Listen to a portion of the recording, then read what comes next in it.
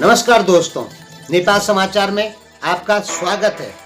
सबसे पहले तो दोस्तों, अमेरिका ने कोविड-19 की मेडिसिन का दावा किया है और अमेरिका सहित कुछ अन्य देशों में 1065 आदमियों के ऊपर इस मेडिसिन का प्रयोग किया है। अभी रिजल्ट सामने नहीं आया। अब अन्य समाचार। नेपाल सरकार ने घोषणा की है कि कृषि संबंधी कोई भी सामान कोई आदमी बाजार पहुंचाएगा तो उसका जो ढुआनी खर्चा होगा उसमें 25% नेपाल सरकार अपनी जेब से देगी। मंत्रिपरिषद की बैठक में सरकार ने निर्णय लिया है कि जो प्राइवेट स्कूल है, प्राइवेट विद्यालय हैं, उनकी फीस नहीं दी जाएगी, यानी कोई भी विद्यालय बच्चों से फीस नहीं लेगा। और विद्यालय को किसी काम के लिए पैसे की आवश्यकता होती है तो सरकार वहां पे वो पैसा प्राइवेट विद्यालयों को देगी।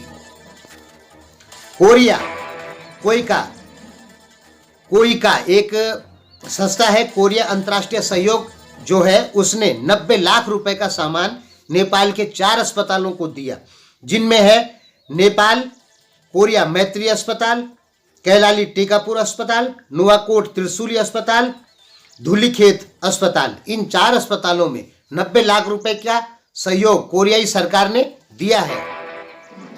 जेठ 14 गते तक भंसार से कोई भी मेडिकल सामग्री आएगी तो भंसार दर में बहुत भारी छूट नेपाल सरकार द्वारा की गई है।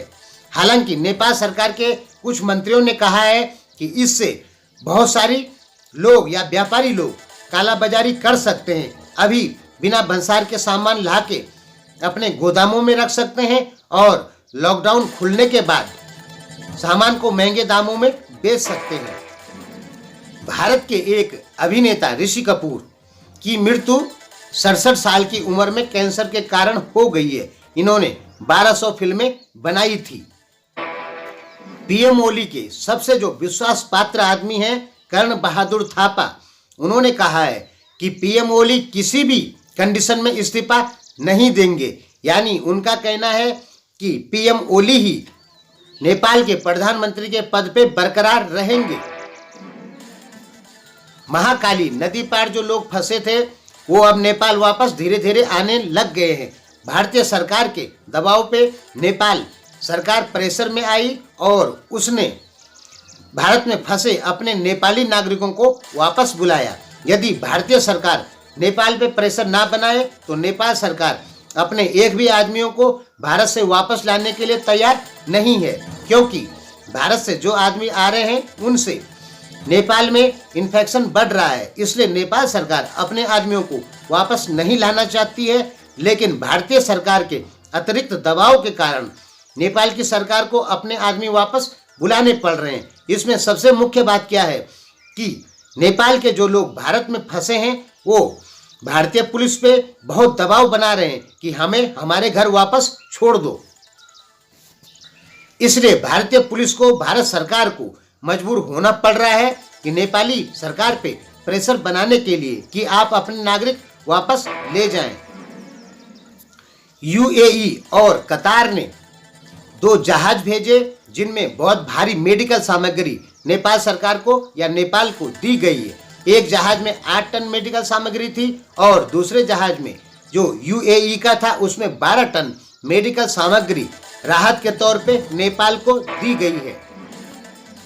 बहराइन में कल बृहस्पतिवार को 31 आदमी जो कि नेपाल के हैं उनको कोरोना का इन्फेक्शन एक साथ में हो गया है। इससे पहले आपको पता होगा कि मंगलवार को 77 नेपाली आदमियों को एक साथ कोरोना का इन्फेक्शन हो गया था। इस प्रकार अब बहराइन में 157 नेपाली लोगों को कोविड-19 का इन्फेक्शन हो गया है। शुभम अग्रवाल का नाम आपने सुना होगा। इनके ऊपर मेडिकल सामग्री की कालाबाजारी का आरोप लगा था और पुलिस ने इनके ऊपर 4 केस ठोक के इन्हें गिरफ्तार कर दिया था। अब ये 40,000 रुपए जमानत के तौर पे सरकार में जमा करवा के रिहा हो चुके हैं। चितवन दाडी नगर पालिका ने 2400 परिवारों को राहत सामग्री बांटी है। अमेरिका और चीन का शीत युद्ध बरकरार। भारत फिलहाल किसी भी पाले में नजर नहीं आ रहा है, क्योंकि अमेरिका और चीन के शीत युद्ध से या युद्ध से सबसे ज्यादा फायदा जिस देश को होगा वो भारत ही है।